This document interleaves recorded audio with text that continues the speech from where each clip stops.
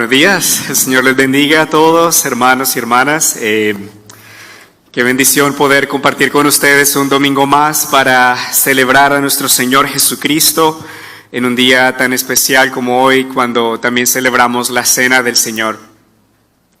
Para quienes no he tenido el gusto de conocer, mi nombre es Juan Vega, soy uno de los ancianos de la iglesia y estoy muy feliz de estar acá con ustedes para amar a nuestro Señor Jesús, porque somos una iglesia que vivimos para la gloria de Cristo y el gozo de su familia.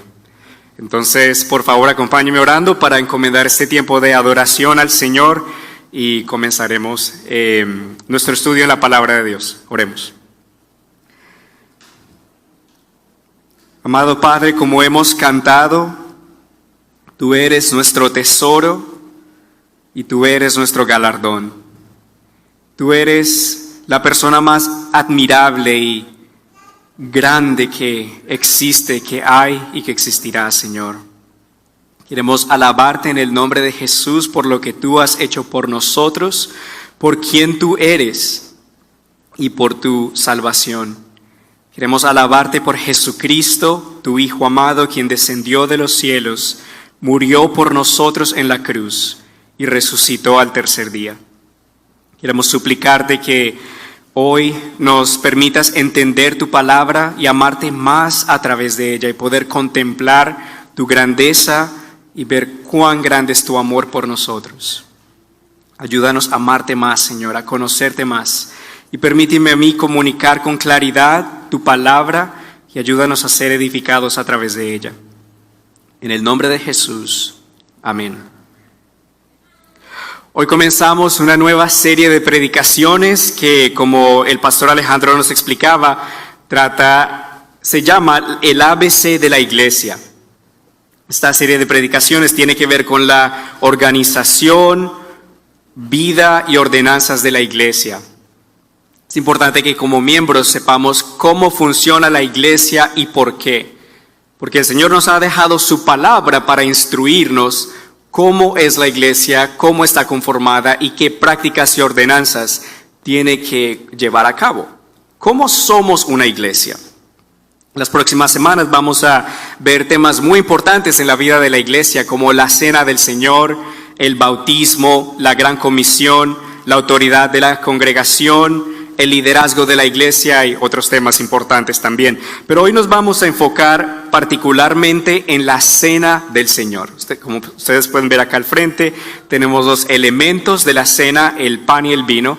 Vamos a entrar en más detalle en qué significa cada elemento y por qué celebramos la Cena del Señor. Pero quisiera comenzar pensando en la idea de una comida. Cuando nosotros comemos, típicamente comemos en familia y también comemos no solamente para nutrirnos, para reponer fuerzas en el día a día, sino también para celebrar. Por ejemplo, cuando una familia se reúne y celebra un cumpleaños, no va a faltar la comida. Normalmente hay comida, hay celebración, hay abundancia, hay gozo. Cuando hay un matrimonio, por ejemplo, también hay comida porque hay una celebración. Hay algo que celebrar, hay algo por qué dar gracias. Y Dios nos ha formado de cierta manera que al cenar juntos podemos disfrutar de comunión unos con otros, de disfrutar de la compañía que tenemos como familia. Por ejemplo, cuando mi esposa Diana y yo nos reunimos con hermanos de la iglesia, típicamente comemos una comida, nos alegramos de poder comer, de poder compartir. La Cena del Señor, de una forma muy similar, también es una comida en familia, una comida de la iglesia. Es una comida dada por el Señor para recordar y proclamar su sacrificio para el perdón de nuestros pecados, y en la que tenemos comunión con Él y también unos con otros. Entonces, la Santa Cena no es cualquier comida, no es una comida más, sino que es una comida de la familia de la iglesia, en la que recordamos el sacrificio de nuestro Señor Jesucristo por nuestros pecados, y en la que tenemos comunión con Él y unos con otros. La cena del Señor también es vital y central en la vida de la iglesia. Podría decir que una iglesia que no practica la Santa Cena no es una iglesia, porque es una de las ordenanzas que el Señor dejó, que la iglesia debe hacer todo esto en memoria de Él. Debemos observar la Santa Cena. Y de hecho, cuando esta iglesia, la Iglesia Bíblica Sublime Gracia, se constituyó como iglesia el 4 de marzo del año 2018, después de que cada miembro afirmó su pacto, cada uno de nosotros que estuvimos allí presentes celebramos la Cena del Señor, porque pudimos observar claramente quiénes conformaban ese cuerpo local. Fue nuestro primer acto que después de afirmar el compromiso de la iglesia nos constituyó como iglesia. De esa forma dimos testimonio de que creemos en Jesús, que creemos en el Evangelio y que somos parte del mismo cuerpo, de que no somos individuos apartados, sino que conformamos un solo cuerpo. Hoy vamos a ver en detalle esta importante ordenanza o mandamiento del Señor, que es la Santa Cena, la Cena del Señor, y vamos a verlo a la luz de la palabra de Dios, yendo al texto de 1 Corintios 17 al 34. Por favor, abran sus Biblias en 1 Corintios, capítulo 11, versículos 17 al 34. Nos vamos a enfocar en los versículos 23 al 32, pero vamos a leer todo este pasaje para tener el contexto necesario. Mientras que ustedes abren sus Biblias allí, quisiera darles un poco de contexto acerca de la carta de Pablo a los Corintios. Pablo había plantado la iglesia en Corinto, como ustedes pueden ver en Hechos capítulo 18, en lo que hoy en día se conoce como Grecia, en un lugar donde que era un puerto marítimo donde llegaban muchos marineros, había mucho comercio, y donde el Señor, en medio de una comunidad donde había mucha inmoralidad, idolatría, el Señor en su misericordia plantó una iglesia allí. Pablo pasó allí 1 año y 6 meses enseñándole a los corintios la palabra de Dios. Y en esta primera carta, un tiempo después, Pablo le escribe a los corintios para corregir algunos problemas que la iglesia tenía. La iglesia tenía problemas específicos como divisiones entre los miembros. Algunos se vanagloriaban en sus dones espirituales, algunos se llevaban a las cortes unos a otros y no estaban viviendo como era digno del Señor, de una forma unida y amorosa. Pero particularmente en el capítulo 11, Pablo trata con abusos en la cena del Señor, con problemas muy serios que estaban ocurriendo en el ambiente de la cena del Señor. Es posible que en esta cultura grecorromana los creyentes se reunían en la casa de alguna persona posiblemente adinerada y que allí en la asamblea habían miembros que eran posiblemente con más dinero, pero otros que tenían menos dinero.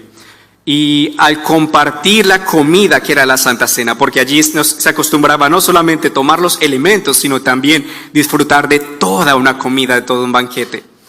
Los ricos se apartaban y comían y bebían y hasta se emborrachaban, pero después los hermanos que tenían menos no comían y quedaban con hambre. Nada podía estar más lejos de lo que el Evangelio de Cristo representa. Porque en el Evangelio hay unidad, hay amor unos por otros y hay bendición para todos, no solo para un grupo de la iglesia. Entonces Pablo les habla para reprender este error y para corregirlo, enseñándoles el significado de la Santa Cena. Entonces vamos a leer primero de 1 Corintios capítulo 11, versículos 17 en adelante. Pero mi felicitación no se extiende a lo que sigue, porque ustedes no se congregan para buscar lo mejor, sino lo peor. Pues en primer lugar oigo decir que cuando se reúnen como iglesia hay divisiones entre ustedes, y en parte lo creo. Porque es preciso que haya disensiones entre ustedes para que se vea claramente quiénes de ustedes son los que están aprobados. Y es que cuando ustedes se reúnen, en realidad ya no lo hacen para participar en la cena del Señor, sino que cada uno se adelanta a comer su propia cena, y mientras que unos se quedan con hambre, otros se emborrachan. ¿Acaso no tienen casas donde puedan comer y beber? ¿O es que menosprecian a la iglesia de Dios y quieren ponerme en vergüenza a los que no tienen nada? ¿Qué debo decirles? ¿Que los felicito? No puedo felicitarlos por esto. Yo recibí del Señor lo mismo que les he enseñado a ustedes, que la noche que fue entregado, el Señor Jesús tomó pan y que luego de dar gracias lo partió y dijo: tomen y coman. Esto es mi cuerpo que por ustedes es partido. Hagan esto en mi memoria. Asimismo, después de cenar, tomó la copa y dijo: esta copa es el nuevo pacto en mi sangre. Hagan esto cada vez que la beban en mi memoria.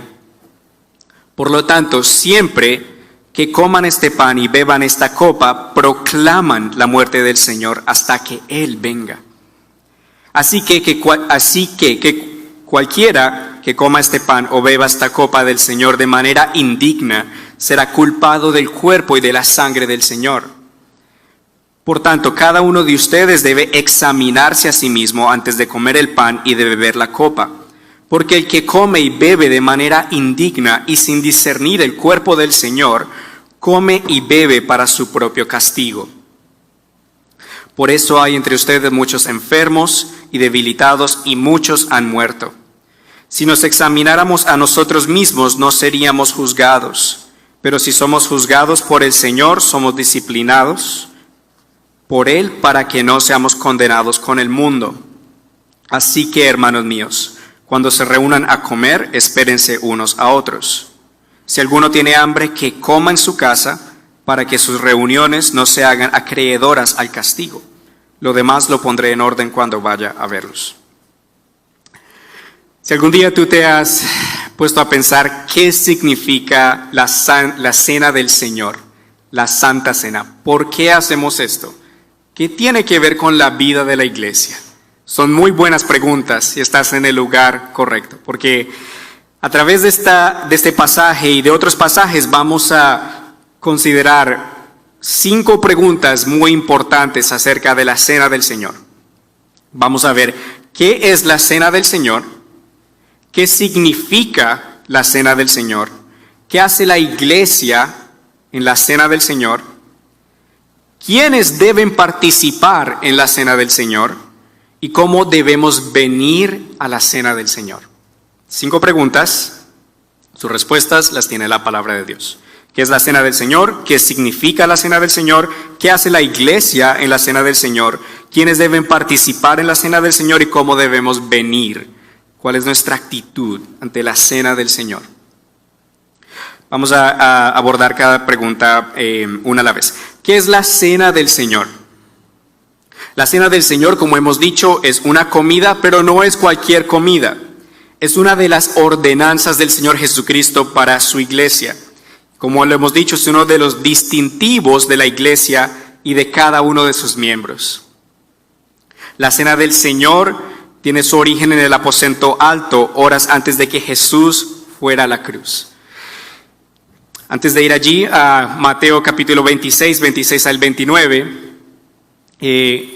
quisiera recordarnos que, como hemos dicho, para ser iglesia debemos celebrar la Santa Cena, porque es una de las 2 ordenanzas que Jesús nos dejó. Jesús nos dio la ordenanza de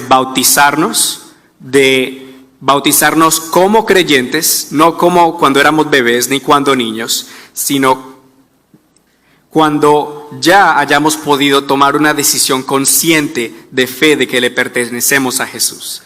Esa es una de las ordenanzas que el Señor nos dio, el bautismo, donde cuando nos bautizamos nos identificamos públicamente con Jesús.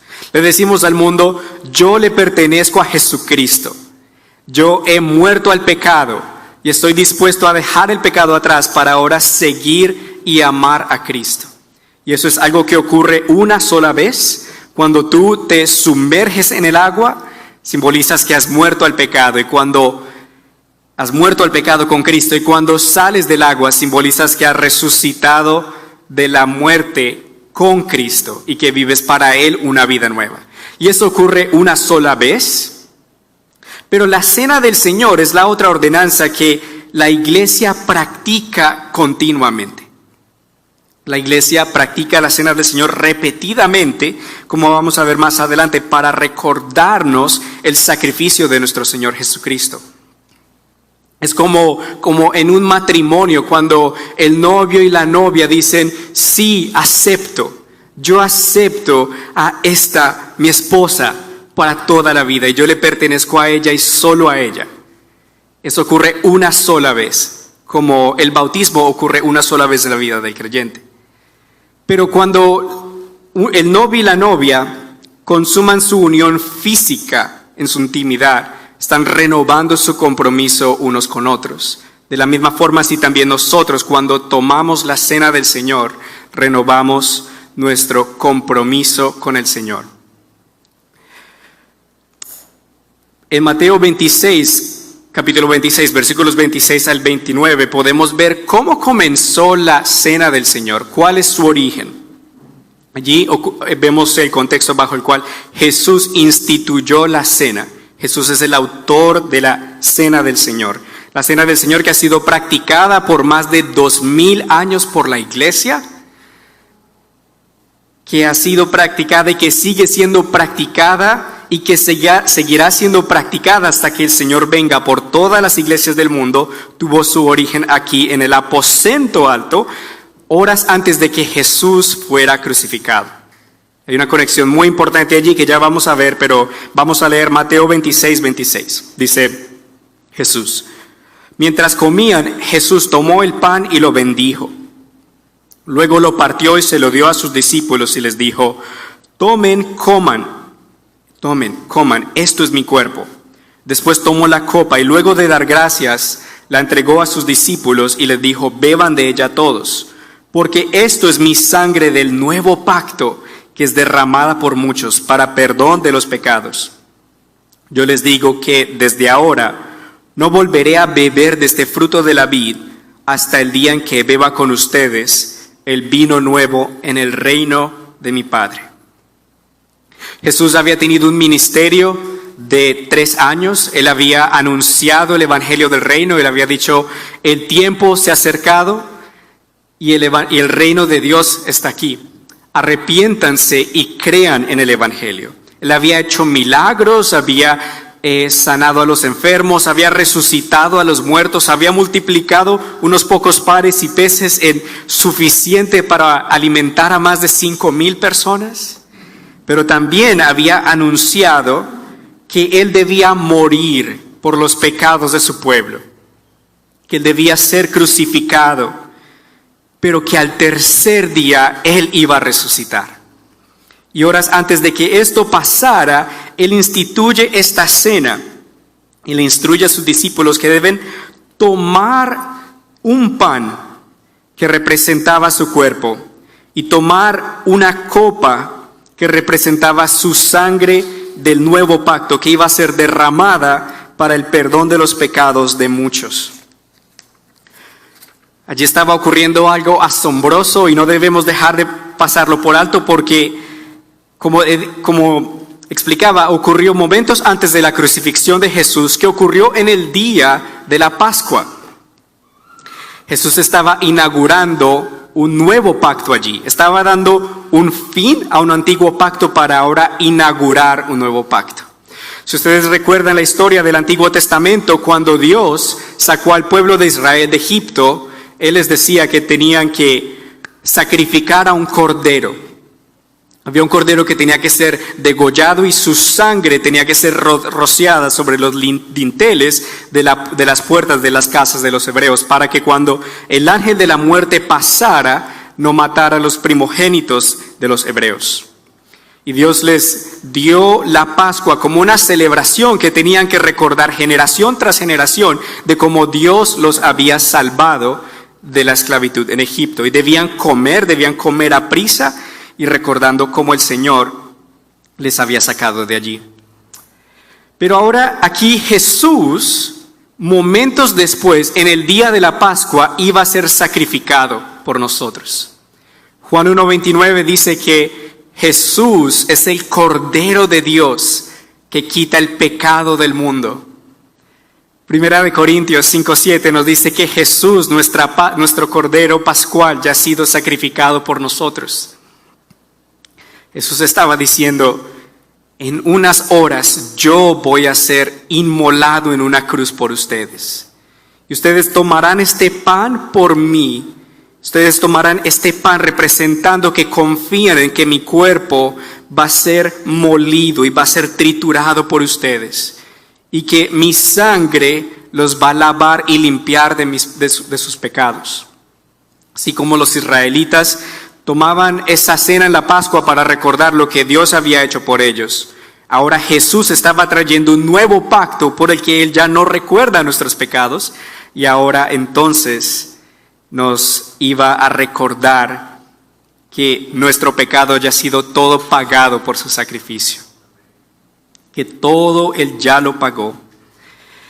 Y no solo eso, Jesús también allí cuando estaba instituyendo la Santa Cena, la Cena del Señor, en esa primera Cena del Señor, Él estaba dando la esperanza de que no solamente podían celebrar allí, sino que iba a venir algo aún mejor que está por venir aún. Mateo 26:29, Jesús dice, yo les digo que desde ahora no volveré a beber de este fruto de la vid hasta el día en que beba con ustedes el vino nuevo en el reino de mi Padre. Jesús nos ha enseñado que no solamente podemos saborear y recordar en la Santa Cena lo que ya Él ha hecho por nosotros, sino que también podemos mirar hacia el futuro y ver lo que está por venir. Que hay un banquete grande, abundante de amor y de gracia del Señor para con sus hijos. Que hay perdón y abundancia en los cielos con Él. Que habrá un momento en el que podremos ver al Salvador cara a cara y comer junto a Él y cenar con Él, celebrar con Él. Apocalipsis 19, versículos 6 al 9 dice, el apóstol Juan teniendo una visión del cielo, también oí una voz que parecía el rumor de una gran multitud, o el estruendo de muchas aguas, o el resonar de poderosos truenos, y decía, aleluya, reina ya el Señor nuestro Dios todopoderoso. Regocijémonos y alegrémonos, y démosle gloria. Ha llegado el momento de las bodas del Cordero. Ya su esposa se ha preparado, y se le ha concedido vestirse de lino fino, limpio y refulgente. Y es que el lino fino simboliza las acciones justas de los santos. Entonces el ángel me dijo, bienaventurados los que han sido invitados a la cena de las bodas del Cordero. Y también me dijo, estas son palabras verdaderas de Dios. Es decir, en la Santa Cena el Señor no solamente nos ha dado la bendición de recordar lo que Él ha hecho por nosotros, sino lo que Él aún continuará haciendo en la eternidad. De que podremos recordar y ver que los pecados ya habrán sido pagados y que podemos disfrutar de un banquete interminable y de gozo con el Señor. Los Salmos 16 dice que en la presencia de Dios hay gozo, hay delicias para siempre. No hay ningún deseo ni anhelo que no pueda ser satisfecho por el Señor, y el estar en su presencia nos va a hacer desbordar de gozo y bendición y de alegría, de poder verlo a Él, quien nos salvó y quien murió por nosotros y resucitó. Por lo tanto, la Cena del Señor es una celebración en que la iglesia en unidad recuerda y proclama la muerte del Señor Jesús por los pecados, simbolizada en el pan y el vino, y participa en los beneficios del nuevo pacto, y espera con gozo aquel banquete celestial que celebraremos con Él en el cielo. Voy a decirlo una vez más. Por lo tanto, la Cena del Señor es una celebración en la que la iglesia en unidad recuerda y proclama la muerte del Señor Jesús por los pecados, simbolizada en el pan y el vino, y participa en los beneficios del nuevo pacto, y espera con gozo aquel banquete celestial que celebraremos con Él en el cielo. Ahora, ¿qué significa la Cena del Señor? ¿Qué significa cuando la iglesia se reúne para tomar la cena del Señor. Bueno, cuando más adelante los creyentes bautizados que viven una vida de arrepentimiento y fe pasan aquí adelante y toman el pan y el vino, estamos teniendo en nuestras manos un símbolo de la muerte de Jesús para el perdón de nuestros pecados. Tenemos en nuestras manos un símbolo del cuerpo de Jesús y de la sangre de Jesús. No literalmente tenemos el cuerpo de Jesús ni la sangre de Jesús en nuestras manos. Ya vamos a hablar un poco más de eso, pero tenemos un símbolo de la sangre y el cuerpo de Jesús. En 1 Corintios 11:24, regresando al texto, se nos dice que luego de dar gracias, Jesús partió el pan y dijo: tomen y coman, esto es mi cuerpo, que por ustedes es partido. Hagan esto en mi memoria. Cuando tomamos el pan, recordamos que el cuerpo de Jesús fue partido. El cuerpo de Jesús fue molido, fue traspasado. Jesús fue herido por nuestros pecados. Jesús llevó en su cuerpo nuestro pecado en la cruz.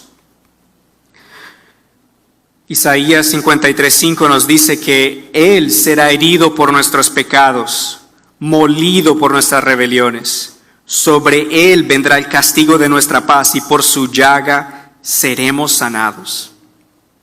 Jesús llevó en su cuerpo nuestro pecado, y cuando tú comas el pan, recuerda que el cuerpo de Jesús fue traspasado y sobre Él recayó la justa ira de Dios en contra de tu pecado y de mi pecado, y que Él lo llevó en su cuerpo.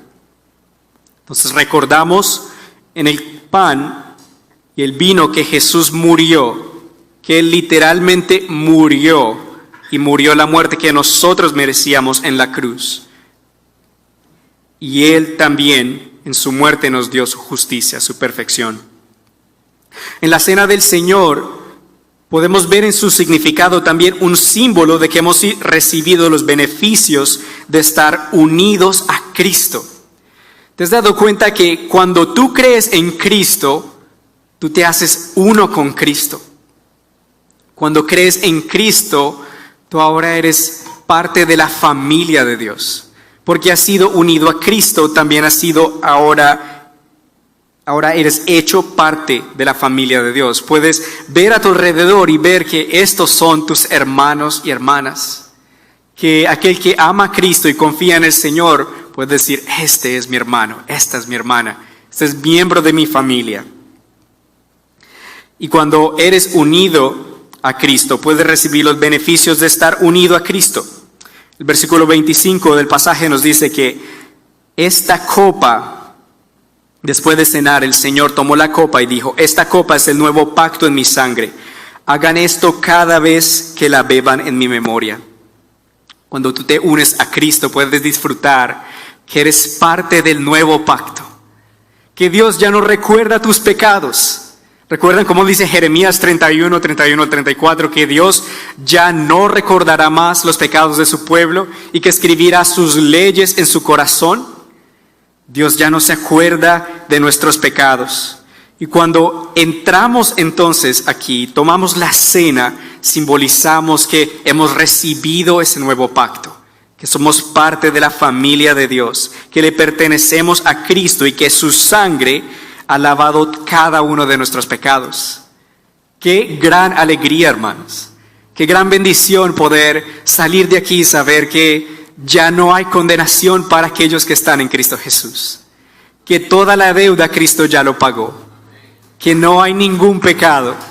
Que todo así ha sido lavado y que en la cruz ya quedó todo nuestro pecado. Que no hay vergüenza, no hay temor, porque Dios nos ha perdonado y nos ha amado. Eso creo que nos debe dar gozo y valentía de poder afrontar cualquier problema, de poder enfrentar cualquier lucha, porque si Dios nos ha librado de lo peor que nos podría pasar, que era una condenación sin Él en el infierno, ¿cómo no podrá ayudarnos en cualquier otra cosa? Si Cristo ya murió por nosotros, y lo puedes recordar cuando tomas los elementos, cuando tomas la cena. Hermano y hermana, cuando tomes la cena, recuerda el amor de Cristo por ti. Recuerda que Cristo te amó. Recuerda cuán grande fue el amor de Cristo, que Él estuvo dispuesto a llevar en su cuerpo tus pecados, que Él estuvo dispuesto a sufrir su pasión, la vergüenza, lo oprobio de la cruz. Él estuvo dispuesto a llevarlo en su cuerpo. Él hubiera podido bajarse de esa cruz y hubiera podido juzgar a aquellos que lo estaban crucificando, pero Él, por amor a nosotros, decidió morir y llevar nuestro pecado en esa cruz. Decidió sufrir la ira de Dios en contra de nosotros. No hay amor más grande que ese. No hay amor más grande, como Jesús dice en Juan 15:13.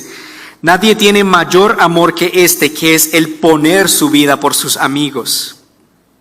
Romanos 5:8 también nos dice, pero Dios muestra su amor por nosotros en que cuando aún éramos pecadores, Cristo murió por nosotros. Entonces, cuando vengas aquí al frente, cuando los creyentes bautizados, viviendo una vida de arrepentimiento y fe, vengan acá al frente y tomen este pan, recuérdate a ti mismo que Cristo te ha amado. Te ha amado con un amor incomparable. Te ha amado con un amor que es más precioso que todo lo que el mundo pueda ofrecer y tener. Te ha amado con un amor sacrificial, un amor que solo Él puede dar. ¿Cómo no alegrarnos? ¿Cómo no deleitarnos en ese amor? Ese amor que dio su vida por nosotros. Entonces, en los elementos recordemos que somos amados. Si tenemos el tanque lleno del amor de Dios, ¿por qué quedarnos varados? ¿Por qué a veces sentirnos como que queremos tirar la toalla? Si el Señor es bueno y maravilloso y nos ha amado con un amor que nunca se va a acabar, con un amor perfecto, con un amor que nunca va a fallar. Recuerda que Cristo te ama, que la Santa Cena es una imagen vívida, es una imagen del Evangelio. La gracia de Dios es hecha visible, simbolizada en el pan y el vino y en nuestra participación en ella. Porque cuando tú también tomas del pan y del vino, tú das a entender que tú crees, de que tú estás afirmando tu fe en el Señor, quien dio su cuerpo y su vida por ti. En el significado de la Santa Cena también podemos ver que la cena del Señor significa un alimento espiritual también. Todos nosotros comemos y nos encanta comer, comemos de todo. De comer es uno de mis más grandes placeres y estoy tratando de comer menos, pero comer es bueno. Y uno come porque necesita recuperar energía después de hacer las tareas del día a día. Pero cuando tomamos la cena del Señor, comemos un alimento espiritual. Un alimento que refresca el alma, un alimento especial, un alimento del Evangelio, cuando participamos en los beneficios que Jesús nos da a través de la Santa Cena. Cuando creemos en Él y tomamos los elementos, nos recordamos que hemos recibido su gracia y eso es alimento para nuestra alma. En Juan 6, 53 al 57, Jesús dijo: de cierto les digo, si no comen la carne del Hijo del Hombre y beben su sangre, no tienen vida en ustedes. El que come mi carne y bebe mi sangre, tiene vida eterna, y yo lo resucitaré en el día final. Porque mi carne es verdadera comida, y mi sangre es verdadera bebida. El que come mi carne y bebe mi sangre, permanece en mí y yo en él. Así como el Padre viviente me envió y yo vivo por el Padre, así también el que me come también vivirá por mí. Cuando algunos discípulos de Jesús escucharon esto, dijeron: ¿qué? ¿Tenemos que comer de la carne de Jesús y beber de su sangre? ¿De qué está hablando el Maestro? Y algunos dijeron: mejor me voy. Pero Jesús le decía a Pedro: ¿y ustedes también quieren irse? Le decía: ¿a quién iremos, Señor, si solamente tú tienes palabras de vida eterna?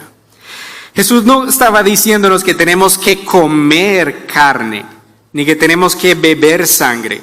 Nos estaba dando un símbolo de que debemos participar en esta cena, de que primero debemos creer en Él y creyendo en Él podemos recibir la bendición y el alimento espiritual de poder ser parte de la familia de Cristo, de que nuestros pecados hayan sido perdonados y de que tengamos vida eterna. Cuando tú tomas el pan, cuando tú tomas el vino, ¿no te refrescas? ¿No te alegras de saber que eres parte de la familia de Dios, que tus pecados han sido perdonados? ¿No te llenas, no te gozas? Creo que a eso se estaba refiriendo el Señor, a que cuando participamos en la cena somos alimentados espiritualmente. La cena del Señor también resalta la unidad de la iglesia. Qué hermoso es ver cuando cada miembro de la iglesia y cada creyente bautizado que vive una vida de arrepentimiento y fe se pone de pie y pasa al frente y tú puedes ver visiblemente cuáles son tus hermanos. Tú puedes ver cuál es la iglesia. Tú puedes ver la unidad de la iglesia en que muchos se convierten en un solo cuerpo. Wow, esto es asombroso como Dios ha diseñado todas las cosas en su sabiduría. En el bautismo, uno se incorpora a muchos, uno se une al cuerpo, pero en la Santa Cena los muchos se conforman en uno solo, en un solo cuerpo, que es el cuerpo de la iglesia local, del Señor Jesucristo. Primera de Corintios 10, versículos 14 al 17, Pablo resalta esta unidad de la iglesia en la cena del Señor, donde allí dice: por tanto, amados míos, huyan de la idolatría. Les hablo como a personas sensatas. Juzguen ustedes mismos lo que digo. La copa de bendición por la cual damos gracias, ¿no es la comunión de la sangre de Cristo? ¿Y el pan que partimos no es la comunión del cuerpo de Cristo? Hay un solo pan del cual todos participamos. Por eso, aunque somos muchos, conformamos un solo cuerpo. Somos un solo cuerpo y tomamos esta cena en unidad para la gloria de Dios, dando a entender al mundo que somos uno, que somos una iglesia. Cuando nos unimos a Cristo, también nos unimos a la iglesia, nos unimos a su familia. Por eso creemos también en esta iglesia que la cena del Señor la debe celebrar la iglesia local, porque es una cena de familia, es una comida de familia que toda la familia junta debe celebrar. No es algo que deben celebrar algunos miembros por aparte en otra reunión de la iglesia, sino más bien es una comida que debemos celebrar como familia en este entorno de la reunión de familia de la iglesia. No aparte en una reunión de discipulados, sino en la reunión de la iglesia. Ahora, hermanos, porque la unidad es tan importante en la cena del Señor y la unidad es tan importante en la iglesia y la cena del Señor, es importante que cuando tomemos la cena del Señor, vamos a ver un poco más de ello más adelante, haya unidad, que no haya divisiones, que haya paz entre nosotros como hermanos, que haya el amor que Cristo nos enseñó a practicar unos por otros. Jesús dijo: ámense unos a otros como yo primero los he amado. Recuerden cómo Jesús dijo también en Mateo 5, 23 y 24: por tanto, si traes tu ofrenda al altar y allí te acuerdas de que tu hermano tiene algo contra ti, deja allí tu ofrenda delante del altar y ve y reconcíliate primero con tu hermano y después de eso vuelve y presenta tu ofrenda. Es importante que haya unidad y paz entre nosotros. Si hoy, antes de tomar la cena, nos examináramos y si vemos que hay tal vez alguna diferencia, alguna división, no hay nada de malo con acercarte a un hermano y decir: hermano, perdóname, yo te amo en Cristo, perdóname por cómo te haya ofendido. Yo quiero que estemos en unidad y en amor y en paz y tomar esta cena de una manera digna del Señor. La cena del Señor también nos apunta a las futuras promesas del Señor en el nuevo cielo y la nueva tierra cuando estemos con Él en su presencia. Ustedes ven esta mesa hermosa con los elementos. Imagínense en el cielo un banquete, una mesa donde se pueda sentar cada hijo de Dios que ha vivido, vive y vivirá. No va a faltar un puesto para ninguno por aquellos por quien Jesús derramó su sangre en la cruz. Si tú has creído en Jesucristo y si tú amas al Señor, si has puesto tu fe en que Él murió por ti en la cruz, que llevó todos tus pecados y que Él resucitó, tú tendrás un lugar en la mesa del Señor y podrás cenar con Él y podrás deleitarte con Él y poder ver a Jesús quien murió por ti cara a cara y podrás conversar con el Rey de Reyes y el Señor de Señores, Dios Todopoderoso, Creador de los cielos y de la tierra. ¿No es esto algo maravilloso? Algo que debe quitar y enjugar cada lágrima de nuestros ojos, porque esto es algo mucho mejor que lo que podamos encontrar en esta tierra. Así sea alegría o tristeza, tenemos un futuro mejor con el Señor en los cielos, en su gran banquete. Isaías 25, versículos 6 al 10, anuncian esta promesa de ese banquete celestial. Allí dice el Señor: en este monte el Señor de los ejércitos ofrecerá un banquete a todos los pueblos. Habrá los manjares más suculentos y los vinos más refinados. En este monte rasgará el velo con el que se cubren todos los pueblos, el velo que envuelve a todas las naciones. Dios el Señor destruirá la muerte para siempre. Enjugará de todos los rostros toda lágrima y borrará de toda la tierra la afrenta de su pueblo. El Señor lo ha dicho. En aquel día se dirá: este es nuestro Dios, este es el Señor a quien hemos esperado. Nos salvará, Él nos salvará, nos regocijaremos y nos alegraremos en su salvación. Ciertamente la mano del Señor reposará en este monte. ¡Wow! Tenemos una esperanza gloriosa, una esperanza hermosa y grande en nuestro Señor Jesucristo, que nada puede quitarnos. Ahora, ¿qué no significa la cena del Señor?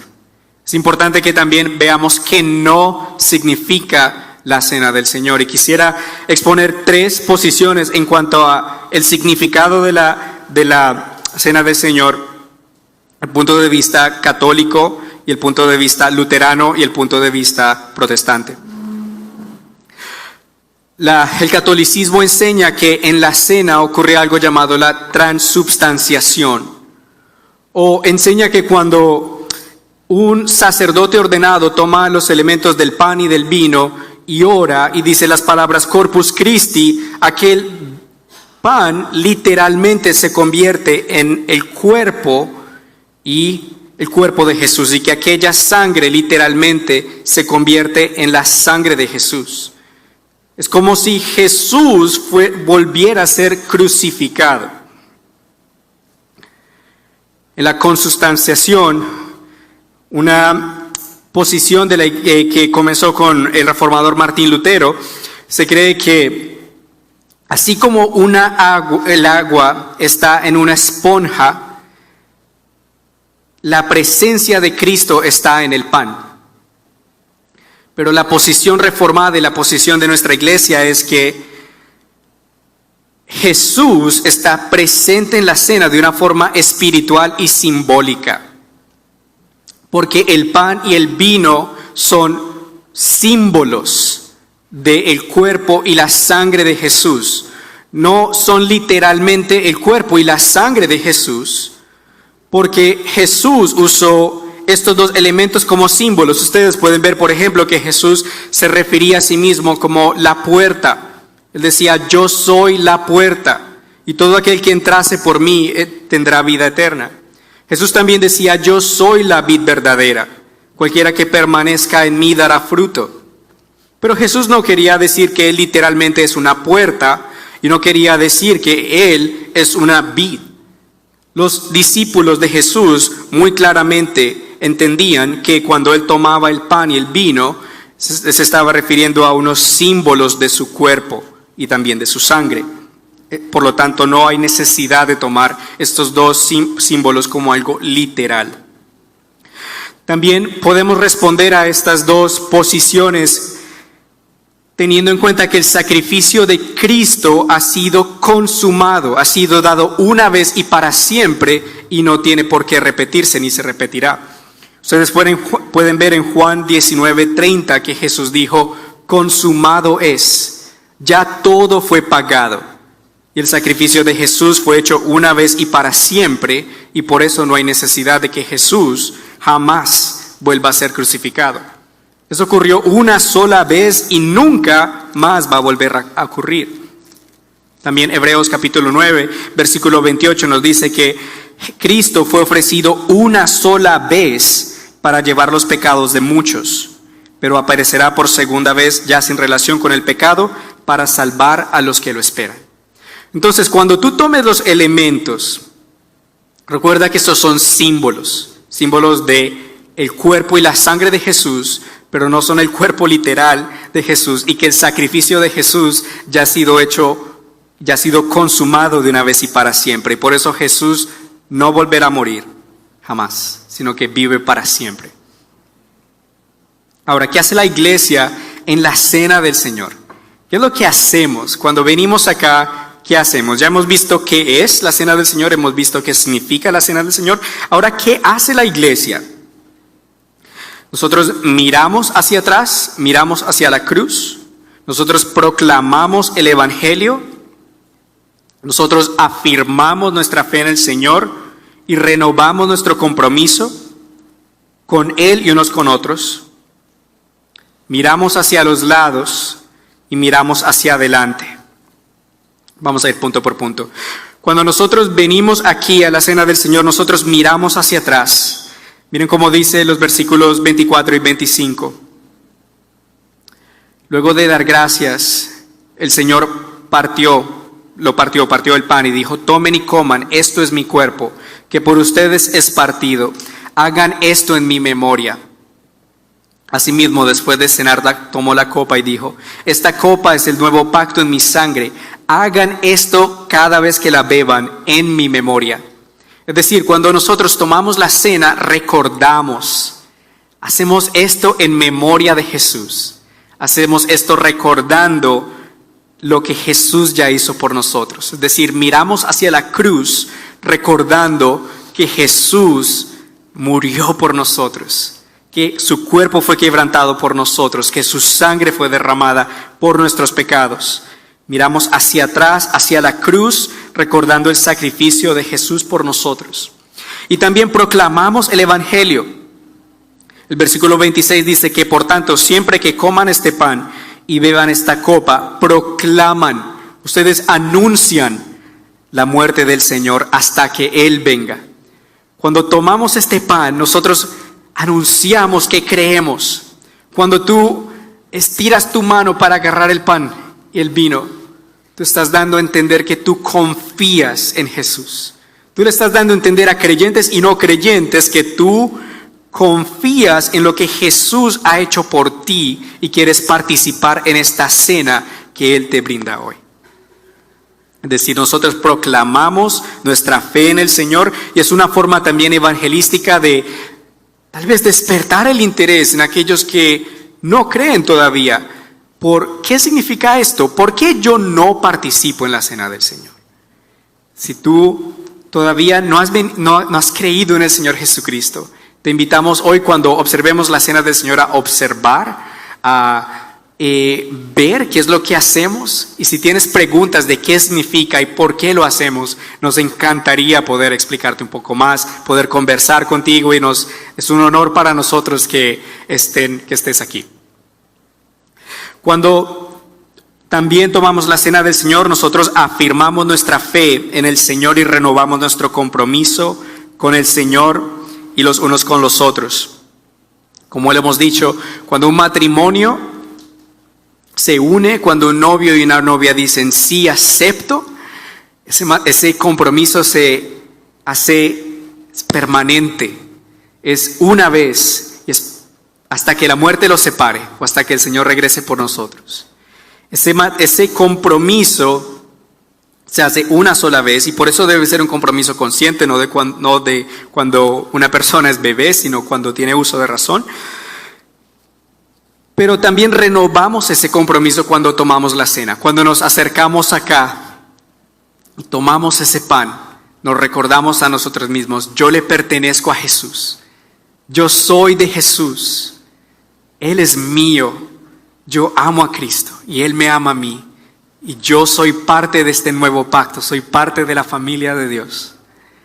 Así como yo un día me casé con mi esposa, con Diana, todos los días porto este anillo para recordarme a mí mismo y recordarle a todo el mundo que yo le pertenezco a ella y que ella me pertenece a mí. Todos los días lo porto y lo llevaré hasta que el Señor me dé aliento, siempre recordando a todos que le pertenezco a ella. De esa forma, entonces, repetidamente observamos la cena del Señor para afirmar nuestro compromiso con el Señor y también unos con otros. El Señor te ha hecho parte, miembro de una familia.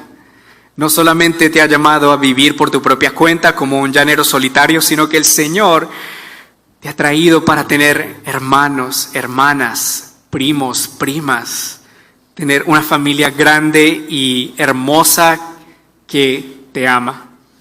Entonces, cuando tomamos la cena, también miramos hacia los lados recordándonos que qué maravilloso es que el Señor también lo salvó a él y el Señor también la salvó a ella y el Señor también tuvo misericordia de él y también tuvo misericordia de ella. Somos una familia, somos uno solo. Y también cuando tomamos la cena del Señor, nosotros miramos hacia adelante, nosotros miramos hacia la venida de nuestro Señor Jesucristo. Como dice Tito capítulo 2, versículos 13 y 14. Mientras aguardamos la bendita esperanza y la gloriosa manifestación de nuestro gran Dios y Salvador Jesucristo, quien se dio a sí mismo por nosotros para redimirnos de toda iniquidad y purificar para sí un pueblo propio, celoso de buenas obras. Entonces, miramos hacia adelante, porque Jesús dijo que hiciéramos esto proclamando su muerte hasta que Él venga. Entonces, tomamos la cena también mirando hacia las bodas del Cordero, hacia aquel momento que cenaremos con el Señor. Estaremos en su presencia para siempre. Ahora quisiera preguntarnos, hermanos, ¿cómo son los días anteriores para nosotros antes de venir a tomar la cena del Señor? Nosotros en esta iglesia acostumbramos tomar la cena el primer domingo de cada mes. El primer domingo de cada mes celebramos esta ordenanza. Pero ¿cómo son los días anteriores? Reflexionamos acerca del significado de la cena del Señor que vamos a observar. Buscamos estar en paz unos con otros. Creo que a veces es posible que caigamos en una rutina en la que podemos ir en el día a día y podemos ver, hoy es la cena del Señor, tenemos que observar la cena del Señor. Pero tal vez deberíamos pensar más en el profundo significado de la cena del Señor, en el hecho de que hacemos parte unos de otros y también en meditar y examinarnos a nosotros mismos y poder recordar lo que el Señor ha hecho por nosotros y el hecho de que somos una familia de la fe. Entonces nos invito a todos nosotros a meditar durante la semana acerca de qué significa esta cena del Señor. ¿Qué venimos a hacer cuando observamos la cena? Que no sea un acto casual, que no sea un acto porque toca hacerlo, sino que sea más bien un acto muy digno y de mucho gozo y bendición para aquellos que participan de ella. Puedes ver cómo al tomar la cena del Señor somos miembros de un solo cuerpo.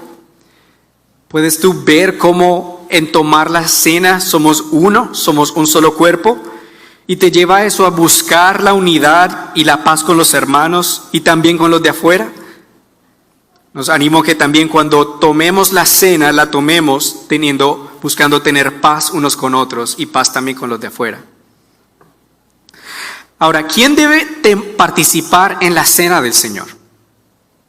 ¿Debería todo el mundo poder acercarse y tomar una copita de vino y un poquito de pan? ¿Debería todo el mundo poder tener acceso a la cena del Señor? ¿O debería más bien el acceso estar restringido y dado solamente a personas que cumplen ciertas características? Muy buena pregunta. La cena del Señor no es para que todos, incluyendo a los no creyentes, coman y beban de ella. Solamente los creyentes bautizados viviendo una vida de arrepentimiento y fe bíblicamente deben tomar la cena del Señor. ¿Por qué? No es nuestra intención ofender, pero sí debemos proteger esta cena por lo que ella significa. Cuando tomamos la cena del Señor, nosotros profesamos que creemos en Jesús. Profesamos que participamos en el nuevo pacto. Entonces, ¿por qué habría de alguien que no es creyente tomar la cena del Señor si no ha hecho una profesión de fe en Cristo? Los panes, como el pan y el vino, como hemos dicho, son símbolos, no tienen ningún poder mágico, no tiene nada que agregue a tu salvación. Es solamente un símbolo de lo que Jesús ya ha hecho en el creyente. Es decir, para tomar la cena es importante que quien la tome sea aquel que ha profesado fe en el Señor Jesucristo. La Pascua, por ejemplo, solamente la celebraban los judíos, no podían celebrarla los extranjeros. ¿Y por qué? Porque la Pascua era el símbolo de cómo Jesús como Dios en el Antiguo Testamento había liberado al pueblo de Israel de Egipto. Dios no liberó a todos los pueblos de la tierra de Egipto, Dios liberó a Israel de Egipto. De la misma manera, Jesús no ha muerto por todo el mundo, sino que Jesús ha muerto por aquellos que confían en Él. Por lo tanto, la cena del Señor es solamente para aquellos que creen en Jesús y aman a Cristo. Ahora, la cena del Señor también debe ser tomada por creyentes bautizados. Hay iglesias que tienen posiciones diferentes a esto, pero nuestra convicción como iglesia es que para tomar la cena, tú debes haber hecho una profesión de fe pública habiendo sido bautizado. ¿Por qué? Porque cuando tú te bautizas, tú simbolizas que ahora eres parte de la familia de Dios. Entonces, si nosotros afirmamos y renovamos nuestro compromiso de fe en el Señor al tomar la cena, ¿por qué lo vamos a hacer si antes no hemos hecho una profesión de fe inicial al bautizarnos?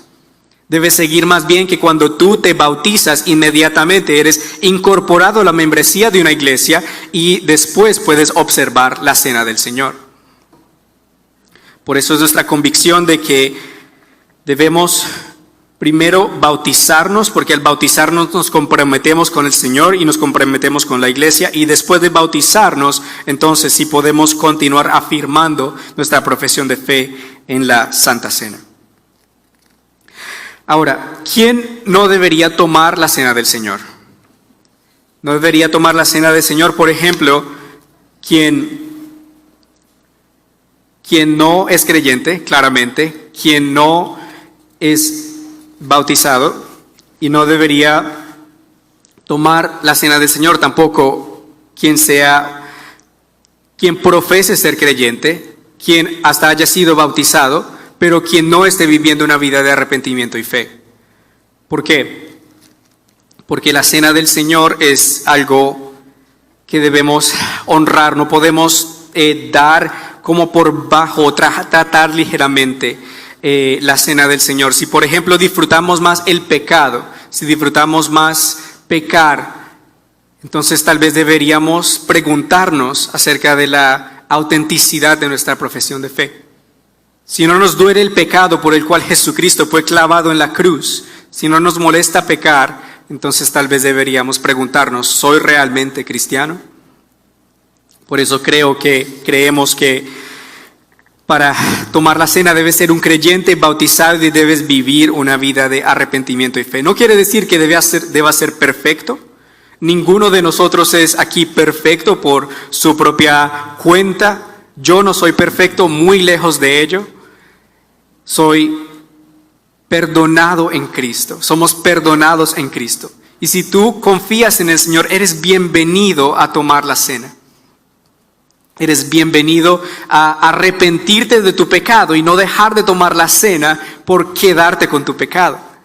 Es mejor que tú confieses al Señor tu pecado, que te apartes del pecado y vengas a la cena y puedas disfrutar de los beneficios de la cena y del Señor. No te quedes con el pecado. Más bien déjalo atrás y disfruta de la bendición de ser parte de la comunión con el Señor. Ninguno de nosotros por nuestra propia cuenta es digno. Si así fuera, nadie podría tomar la cena.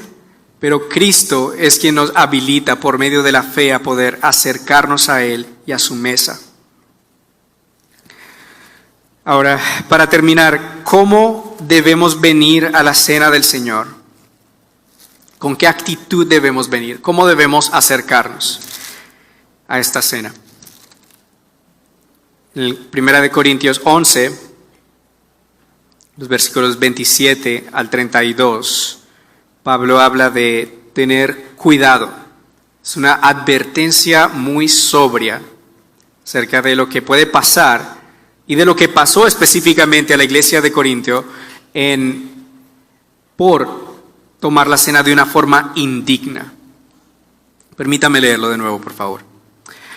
1 Corintios 11, 27 al 32 dice: así que cualquiera que coma este pan o beba esta copa del Señor de manera indigna será culpado del cuerpo y de la sangre del Señor. Por tanto, cada uno de ustedes debe examinarse a sí mismo antes de comer el pan y de beber la copa.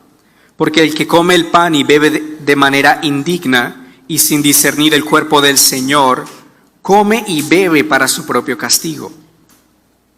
Por eso hay entre ustedes muchos enfermos y debilitados, y muchos han muerto. Si nos examináramos a nosotros mismos, no seríamos juzgados, pero si somos juzgados por el Señor, somos disciplinados por Él, para que no seamos condenados con el mundo.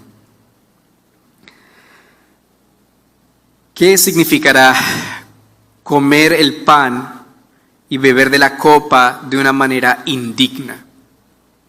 Porque ello lleva ser culpado de la muerte y de la sangre del Señor, y también significa comer y beber para su propio castigo.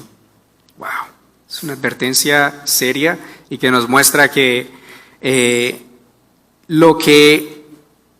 la cena es santa para el Señor, es algo importante para el Señor, es algo sagrado, ¿cierto?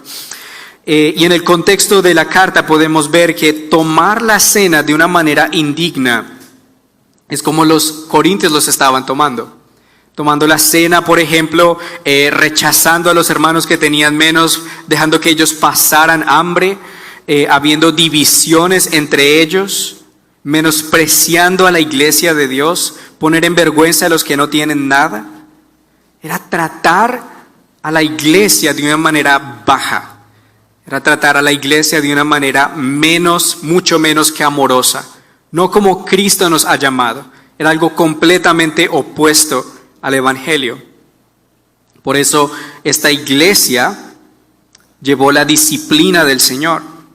Dice que algunos de ellos se habían enfermado y estaban debilitados y muchos habían muerto.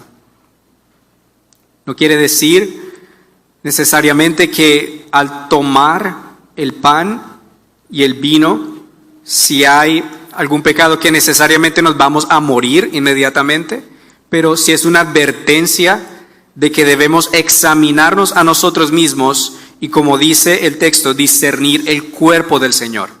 Es decir, buscar remover divisiones y más bien crear unidad entre nosotros, que haya amor entre nosotros, que haya una examinación previa antes de venir a la cena y de confesar nuestros pecados al Señor y de arrepentirnos de ese pecado y dejarlo atrás, para más bien ahora venir a la cena de una manera digna, de una manera que honre al Señor. Tomar la cena de una manera indigna podría también ser lo mismo que ser no creyente y de tomar esta cena dando a entender que la cena es como algo más, que es otro ritual más. Cuando no es así, la cena es digna, la cena representa el cuerpo y la sangre del Señor. Por eso Pablo nos llama a examinarnos y por eso antes de tomar la cena, tal vez en la semana previa podríamos nosotros pensar, ¿cómo está mi corazón? ¿Cómo está mi caminar con el Señor? ¿Cómo puedo confesar mis pecados al Señor? ¿Cómo puedo confesar mis pecados a mis hermanos? ¿A quién debo pedirle perdón? ¿Qué reconciliación debo yo buscar con mis hermanos de la iglesia? ¿Cómo puedo buscar que nos amemos unos a otros y crear más unidad entre los hermanos? Debemos examinarnos a nosotros mismos antes de tomar esta cena. Pero también cuando miremos hacia adentro y nos examinemos a nosotros mismos, miremos también hacia la cruz. Cuando tú vengas a la cena, mira hacia la cruz. Recuerda que Jesús ya pagó por todos tus pecados, que abundantemente ya limpió y lavó cada uno de tus pecados, que ya tu pecado ha sido perdonado, que ya no hay condenación para los que están en Cristo Jesús. Y mira hacia los lados y ve tus amados hermanos. Recuerda la familia que Dios te ha dado. Y mira también hacia adelante recordando lo que Dios tiene preparado para ti, un banquete celestial con Él. Puedes venir también a esta cena con gozo, con alegría, con agradecimiento. Puedes literalmente probar la bondad del Señor. Como el Salmo 34:8 dice, prueben ustedes que el Señor es bueno, dichosos aquel que en Él confían. Puedes saborear la gracia de Dios. Puedes comer este pan y este vino dando gracias al Señor porque te ha salvado, porque te ha redimido de tus pecados. Saborea el pan, saborea el vino. Recuerda el cuerpo de Jesús que fue inmolado por ti en la cruz y que que pagó todo tu pecado y su sangre que te ha blanqueado. Disfruta, saborea el pan y el vino.